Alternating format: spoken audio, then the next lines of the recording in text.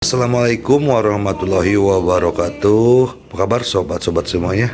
Oke, mari kita lanjutkan saja ceritanya. Bab 851 sampai bab 852. Babak 851. Senang rasanya mati, satu kematian dan 100 kematian. Tanda merah muncul di leher Cukiang, dan kemudian darah merah cerah mulai mengalir dari lukanya. Cukiang tidak merasakan sakit apapun pada awalnya. Dia masih tertawa terbahak-bahak, dan bahkan ingin berbicara.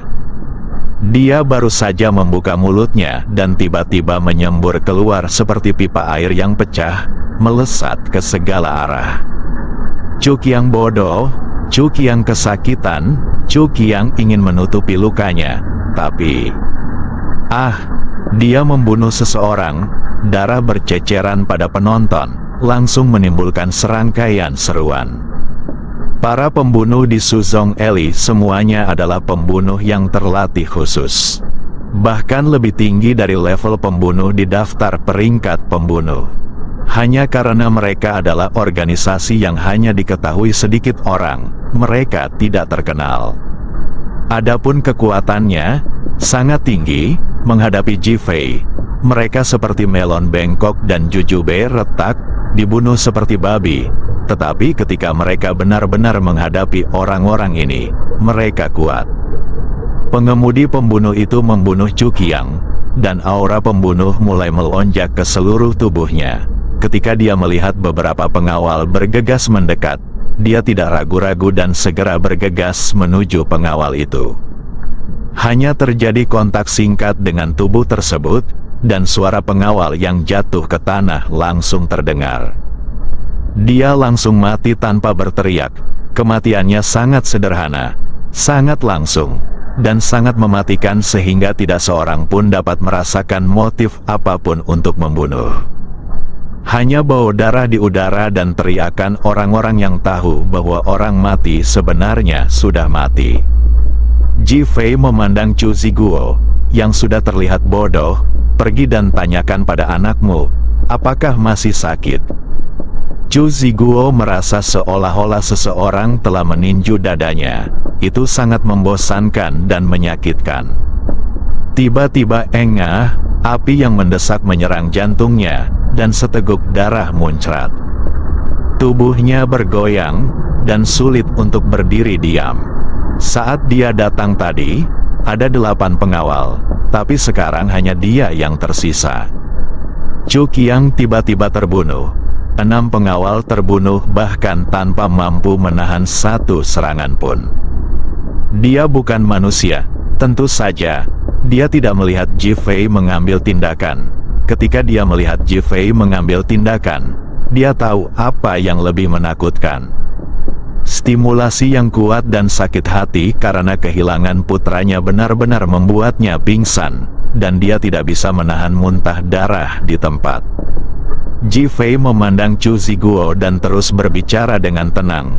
Saya pikir Cukiang tidak akan pernah tahu sakitnya sekarang, karena dia sudah mati, bukankah begitu? Humor, ejekan, tapi menjengkelkan, puff. Dalam kesedihan dan kemarahan, Chu Ziguo memuntahkan 2 suap darah lagi dan menatap Jifei. Kamu. Aku ingin mewujudkan keinginan anakmu agar dia tidak lagi merasakan sakit dan melupakan kesengsaraan dunia. Jifei tampaknya memiliki hati yang penuh kasih. Chu Ziguo sangat marah atas ejekan lucu Jifei hingga dia pingsan dan berteriak keras. Senang rasanya mati, sekali kamu mati, 100 orang akan mati. Kata-kata terakhir Jifei membuat Chu Ziguo terjatuh dan pingsan di tanah. Cepat panggil polisi, Tang Hao tiba-tiba berteriak pada orang-orang yang hadir. Wow, segera, seseorang buru-buru mengeluarkan ponselnya untuk melakukan panggilan. Pengemudi pembunuh yang ketakutan itu tidak ragu-ragu. Tubuhnya menembus kerumunan seperti embusan angin, dan kemudian terdengar jeritan seseorang yang ditikam. Adegan itu kacau, dan banyak orang tampak ketakutan di wajah mereka. Pengemudi pembunuh itu memegang pisau tajam yang berlumuran darah. Niat membunuhnya dilepaskan, cahaya dinginnya menakutkan, dan matanya sudah merah karena pembunuhan itu. Sedangkan untuk melarikan diri, dia bahkan tidak memikirkannya. Dia tahu betul bahwa di sini saat ini, Ji-Fei. Biarkan dia hidup, dan dia akan hidup. Biarkan dia mati, dia akan mati. Dia tidak bisa lagi menentukan nasibnya sendiri. Dia hanya bisa melihat suasana hati Ji-Fei. Semuanya diam. Ji-Fei tiba-tiba berkata dengan tenang. Meskipun suaranya tidak bernada tinggi, namun menyampaikan paksaan yang kuat, menyebabkan semua orang di tempat kejadian langsung terdiam dan semua menatap Ji-Fei. Si Bin melihat Ji-Fei dari samping dan semakin mengaguminya. Inilah pria kuat sejati yang tenang dan kalem saat menghadapi kesulitan. Chu Ziguo perlahan-lahan terbangun pada saat ini. Matanya tertuju pada putranya yang telah meninggal, Chu Qiang, dan hatinya penuh dengan kesedihan dan kemarahan. Menunjuk Ji-Fei dengan tangannya, "Kamu? Siapa kamu? Mengapa kamu membiarkan seseorang membunuh anakku?" Sudut bibir Ji-Fei sedikit terangkat. "Aku tidak punya siapapun yang bisa membunuh putramu. Putraku terbunuh dan kamu masih tidak mengakuinya." Chu Ziguo sangat marah hingga dia hampir muntah darah lagi. Jika dia masih menolak mengakui fakta berdarah itu, apalagi yang bisa dia lakukan? Ji-Fei mengangkat matanya dan melihat ke arah pembunuh Suzong Eli. "Apa yang baru saja saya katakan adalah membuat Chu Qiang bebas dari rasa sakit, bukan?" Sopir pembunuh itu mengangguk. "Ya." Ji-Fei menoleh untuk melihat Chu Ziguo. "Apakah kamu mendengar itu? Aku tidak membiarkan siapapun membunuh Chu Qiang. Ini hanya kesalahpahaman. Terlebih lagi, putramu yang berteriak untuk membunuh kami. Kami bertindak untuk membela diri." Pembelaan yang bisa dibenarkan. Hati Chu Ziguo berdarah. Chu Qiang adalah anak satu-satunya, dan dia berencana menjadikan Chu Qiang sebagai pewaris masa depan keluarga Chu. Dan yang paling menjengkelkan adalah pihak lain masih tidak mengaku membunuh orang. Tapi pihak lain tidak salah. Dia sebenarnya tidak meminta pembunuhan. Dia hanya mengatakan bahwa putranya tidak akan kesakitan lagi. Kuncinya adalah pihak lain membunuh seseorang. Tentu saja ini tidak terlalu menyakitkan. Ini benar-benar mencapai tujuannya. Hanya akulah yang berduka. Orang-orang senang. Yang lainnya adalah orang-orang yang berakal sehat. Chu Ziguo tidak mau menyerah, dan berkata dengan gigi terkatup, "Tidak peduli apa, dia milikmu, dan dia juga yang dia bunuh."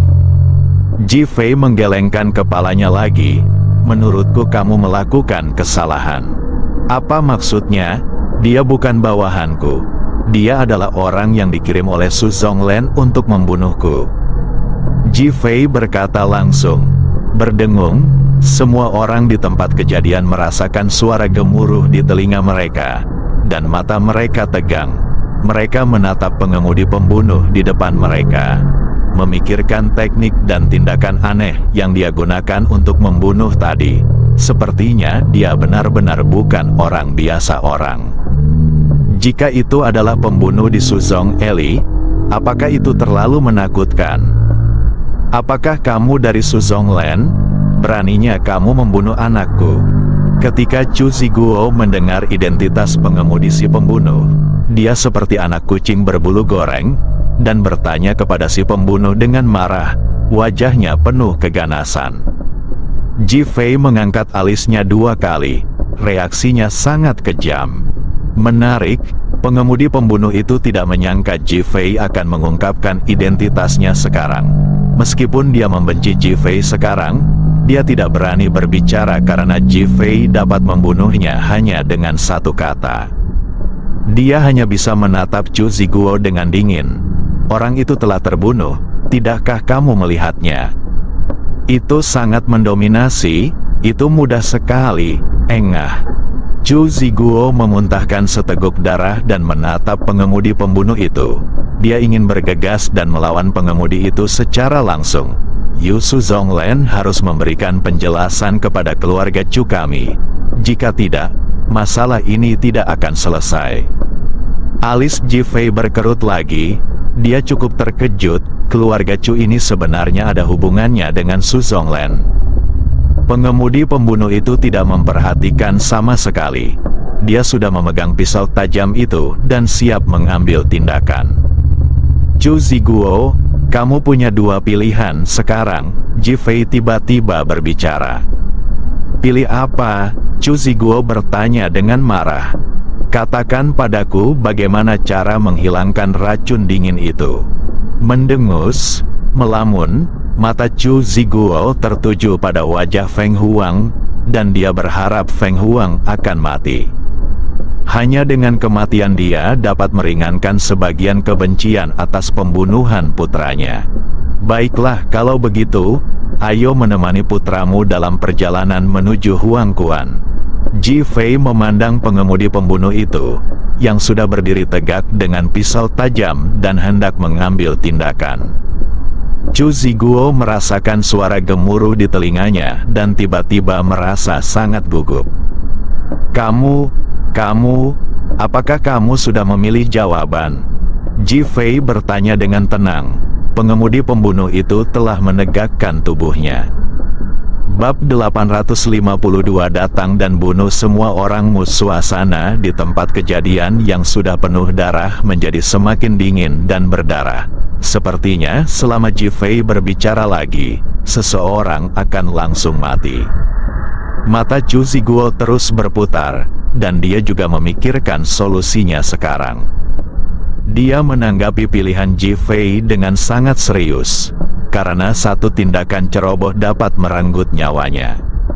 Kini terlihat Jifei benar-benar tidak segan-segan membunuh orang dan tidak menunjukkan belas kasihan. Sekalipun dia tidak melakukannya, dia tidak peduli jika orang lain melakukannya. Mengapa? Jifei menghela nafas. Oke, kalau begitu, aku memilih untuk memberitahumu caranya. Chu Ziguo berteriak keras. Saat menghadapi kematian, dia menyerah. Jifei tidak berbicara, tetapi hanya melihat ke arah Chu Ziguo. Ada buah merah di Gunung Su. Buah ini hanya mekar dan berbuah setiap 10 tahun sekali. Ia menyerap dingin dan panas dunia. Selama kamu makanlah, itu akan bekerja sama dengan kekuatan internal Anda. Biarkan dicerna dan racun dingin akan diusir. Itu saja. Jifei memandang Chu Ziguo dan bertanya. Chu Ziguo mengangguk. Itu dia, tapi jenis buah merah tua ini sulit ditemukan. Jika ada murid kami di Susan yang bisa memetiknya setiap tahun, kami akan memberi hadiah 10 juta. Tapi sejauh ini belum ada yang memetiknya. Ketika Jifei mendengar berita itu, dia mempercayainya, yang berarti berita itu langka dan benar. Aku tahu, kamu boleh pergi. Chu Ziguo menghela nafas lega, dengan kebencian dan kebencian muncul di matanya. Karena ada berita lain yang belum dia sampaikan, yaitu tidak ada orang yang mengambilnya kembali hidup-hidup. Ia berharap Jifei akan pergi dan tidur di sana selamanya, yang dianggap sebagai balas dendam terhadap putranya. Bagi Jifei, dia benar-benar belum mempertimbangkan hal-hal ini. Menurutnya, selama ada cara untuk mendetoksifikasi Phoenix, dia akan melakukannya meski dia pergi ke surga atau bumi. Apalagi hanya mencari buah merah. Melihat ke arah pengemudi pembunuh itu, dia berkata, "Kamu boleh pergi sekarang." Pengemudi pembunuh itu tertegun, mengira dia salah dengar. Tapi melihat Jifei tidak lagi memperhatikan, dia menghela nafas lega, tapi segera dia merasa bingung. Kemana harus pergi? Dia membunuh begitu banyak orang dari keluarga Chu. Selain itu, dia membawa Jifei untuk membunuh orang-orang di Suzong Eli. Meskipun itu adalah pengaturan Sun Yu, seseorang harus disalahkan atas hasilnya. Kini dialah yang disalahkan. Ada ekspresi putus asa di wajahnya. Ji Fei sudah berbalik dan memasuki hotel dengan Phoenix di pelukannya. Si Dongpeng dengan cepat mengikuti di belakang. Si Bin melirik wajah Tang Hao dan Tang Xian. Dia tidak mengatakan bagaimana menghadapi kedua orang itu, jadi si Bin tidak mengambil tindakan. Namun tatapannya membuat mereka berdua begitu ketakutan hingga seluruh tubuh mereka menjadi dingin, seolah-olah mereka telah jatuh ke dalam gudang es. Awalnya, mereka ingin pergi ke perjamuan, tetapi mereka mengira perjamuan itu diselenggarakan oleh keluarga Si. Sekarang mereka melihat Si Dongpeng dan Si Bin begitu sopan kepada Ji Fei. Tidak ada keraguan bahwa Ji Fei adalah suatu kehormatan tamu. Jika Anda menyinggung tamu terhormat orang lain, mengapa pergi ke pesta dan tidak mencari kematian? Kedua orang itu dengan cepat berbalik dan lari. Tepat pada saat dia berbalik untuk melarikan diri, Tang Xian berbalik dan melihat sosok Ji Fei yang tinggi dan tampan. Melihat status bangsawan Chu Ziguo dipermainkan seperti anjing di depan Ji Fei, dan kemudian memikirkan tentang Chu Qiang yang dibunuh. Seperti itu, dia tiba-tiba hatiku dipenuhi penyesalan, tak seharusnya aku tersinggung. Namun tidak ada obat penyesalan di dunia ini, dan sekarang dia tidak punya kesempatan untuk menyesalinya. Berpikir bahwa dia telah kehilangan kesempatan langka, dia merasa sangat marah, dan akhirnya dia membenci Ji Fei atas semua itu. Mata yang melihat punggung Ji Fei dipenuhi dengan kebencian. Ji Fei tidak tahu apa yang dipikirkan Tang Xian. Di matanya, wanita seperti itu adalah wanita yang sama sekali tidak termasuk dalam arus utama orang. Setelah Ji Fei naik ke atas untuk membiarkan Phoenix beristirahat, dia dan Si Dongpeng pergi ke tempat perjamuan, bertemu semua orang sebentar lalu pergi.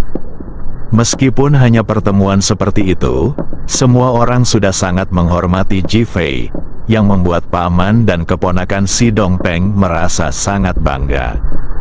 Ketika Ji Fei pergi, Si Dongpeng mengatur agar Si Bin mengantar Ji Fei pergi bersama. Tuan Ji, Anda adalah orang pertama yang saya, Si Bin, kagumi. Si Bin berkata secara proaktif. Ji Fei tersenyum ringan dan berkata, kamu juga sangat baik. Si Bin sangat senang saat mendengar pujian Ji Fei. Dia tampak bersemangat dan hendak berbicara ketika Ji Fei berkata, tapi jangan bandingkan denganku, itu akan membuatmu sangat lelah. Si Bin tiba-tiba merasa malu, dan menatap Ji Fei dengan mata frustrasi. Ji Fei tiba-tiba berhenti dan memandang Si Bin. Apakah kamu ingin terjebak di Su dan menjadi anak nomor 1? Atau kamu ingin memiliki masa depan yang cerah dan melakukan perjalanan ribuan mil? Si Bin hanya tertegun sejenak, dan langsung berkata, tentu saja saya harus keluar dan melakukan perjalanan yang menyenangkan. Kalau begitu bersiaplah. Ji Fei baru saja mengatakan ini dan berbalik untuk pergi. Si Bin tertegun saat itu juga, melihat punggung Ji Fei, bertanya-tanya apa maksud Ji Fei. Hanya Ji Fei yang tahu di dalam hatinya bahwa dia sebenarnya memberitahu Si Bin bahwa dia, Ji Fei, telah memberi Si Bin kesempatan ini. Meskipun saya baru bertemu Si Bin beberapa kali, saya tahu dia adalah orang yang sombong dan sombong. Tetapi bagi orang seperti itu, yang bisa tulus pada dirinya sendiri, Ji Fei tidak bisa memperlakukan orang seperti itu dengan buruk. Dia juga tidak bisa merindukan orang yang luar biasa itu. Terima kasih, Tuan Ji. Si Bin bereaksi dan berteriak penuh semangat di belakang Ji Fei. Ji Fei baru saja memberi isyarat oke dan berjalan ke atas. Pada saat ini, ada ledakan langkah kaki yang kacau di koridor lantai 12. Dan sekelompok pria bertopeng berpakaian hitam buru-buru berjalan menuju kamar 1212. Pemimpinnya adalah seorang pria bertopeng berkepala banteng dan punggung kuat, diikuti oleh seorang wanita bertopeng. Meski penampilan wanita tersebut tidak terlihat dengan jelas, namun dari sosoknya dapat diketahui bahwa ia adalah wanita yang sangat liar. Sekelompok orang ini datang, dan siapapun yang melewati ruangan dan bertemu dengan mereka sangat ketakutan sehingga mereka segera menutup pintu dan mundur. Oleh karena itu, seluruh koridor di lantai 12 sangat sepi. Saking sepinya, orang-orang mengira ini adalah tempat tanpa manusia yang hidup. Ji Fei keluar dari lift dan baru saja melangkah ke koridor ketika dia merasakan aura pembunuh yang kuat. Dia mengendus-endus udara dan segera mengenali bau si pembunuh di Suzonglen. Lagi pula, dia membunuh begitu banyak orang hari ini dan sudah lama berhubungan dengan pengemudinya. Berani mengejarnya ke sini dan membunuhnya berarti meminta kematian. Niat membunuh tiba-tiba muncul di wajahnya, dan tubuhnya berayun seperti kilat dan berlari menuju kamar 1212. Saat ini, Sun Yu dan yang lainnya telah tiba di kamar 1212. Sun Yu melambaikan tangannya, dan seseorang segera mengeluarkan kartu kamar yang diperoleh dari meja depan, menggesekkannya ke pintu, dan langsung membuka pintu. Feng Huang terbangun di kamar dan ingin pergi ke toilet. Ketika dia mendengar seseorang membuka pintu, dia mengira Ji Fei yang kembali, jadi dia mengangkat matanya dan berkata, "Tuan, kembalilah." Sebelum dia bisa mengucapkan kata terakhir, dia melihat wajah bertopeng Sun Yu. Kewaspadaan tiba-tiba muncul di matanya. "Siapa kamu? Datang dan bunuh semua bangsamu." Setelah Sun Yu selesai berbicara, sosok-sosok segera muncul di tempat kejadian, dan mereka bergegas menuju Phoenix. Phoenix, yang baru saja hendak melawan, tiba-tiba menyemburkan seteguk darah. "Bunuh secara langsung!" Sun Yu berteriak keras. Bersambung.